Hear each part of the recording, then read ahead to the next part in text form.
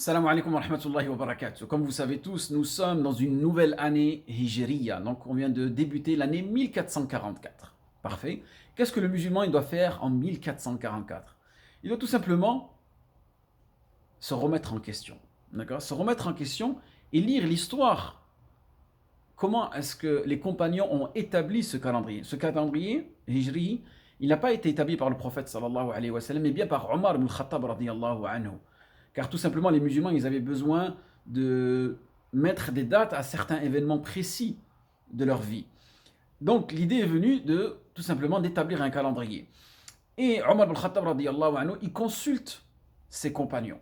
Certains proposent de faire comme les Perses, d'accord? Donc, identifient une date spécifique après la mort d'une personne importante de leur civilisation. D'autres disent, faisons comme les Romains, la naissance d'une personne importante de leur civilisation.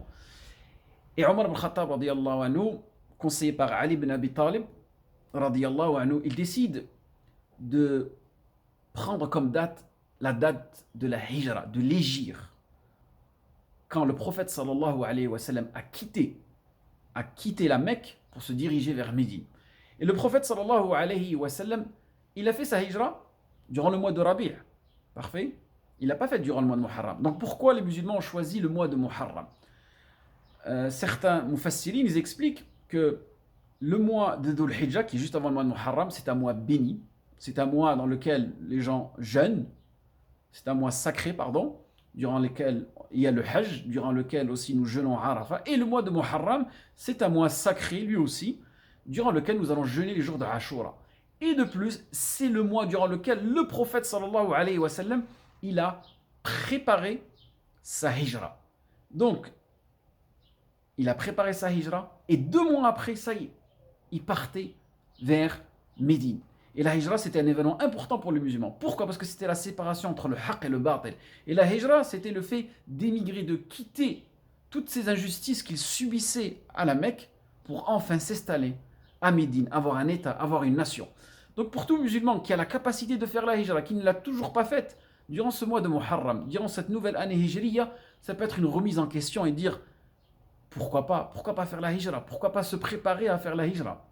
Et l'une des hijras les plus importantes, c'est la hijra du cœur. Car une fois que la hijra du cœur, elle sera effectuée au profond de toi-même, eh bien la hijra physique, la hijra du corps, elle va tout simplement suivre. Donc le musulman, il doit tout simplement détester au fond de son cœur toute forme de shirkiyat, toute forme de bid'a, toute forme d'innovation, toute forme de kufr, toute forme d'injustice. Et quand il aura ça dans son cœur, tout simplement, comme je vous ai dit, le corps suivra. Et le musulman, Allah subhanahu wa ta'ala, lui facilitera cette émigration de la même manière qu'il a facilité pour le prophète sallallahu alayhi wa sallam, pour les compagnons et tous les musulmans qui ont pu quitter tout endroit, tout lieu dans lequel ils subissaient des injustices pour se diriger vers une terre de salama. Parfait?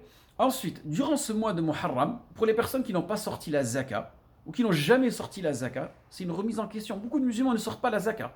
Et généralement, la zakat, elle se calcule de manière lunaire, c'est-à-dire une année lunaire. Les musulmans, on a un calendrier lunaire et non pas solaire, comme le calendrier grégorien. Nous, c'est lunaire. Parfait?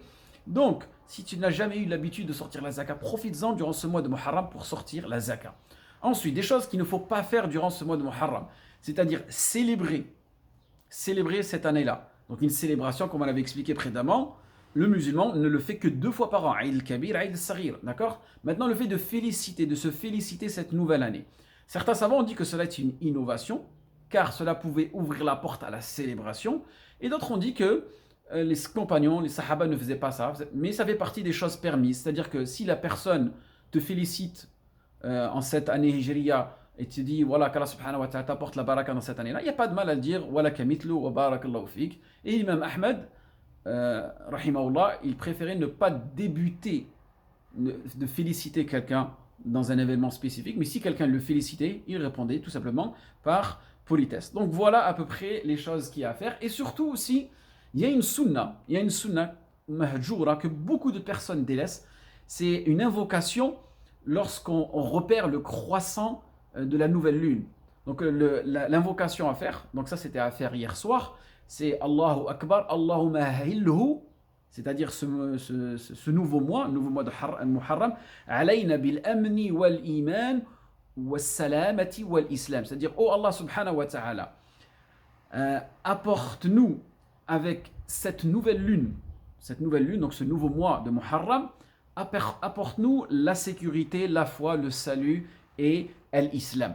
Donc voilà une sunna que si tu n'as pas appliqué pour ce mois-ci, accomplis-la Inch'Allah pour le prochain mois qui sera le mois de Safar. Ensuite, il y a différents autres mois, Rabi' al-Awwal, Rabi' al-Thani, Jumad al-Awwal, Jumad al-Thani. Et profitez-en aussi pour, comme je l'ai dit, connaître ces mois-là, pour que le musulman il ait une réelle identité, il se reconnaisse à travers ces mois-là, à travers ces années-là, pour qu'il ait vraiment une identité musulmane. C'est ce qu'on manque aujourd'hui. Aujourd'hui, on manque d'une identité musulmane. Wallahi, on a besoin. Donc, toute chose qui pourrait donner un peu de la valeur, donner un peu du respect, toute chose qui pourrait mettre en avant le musulman par le moindre détail, il faut en profiter.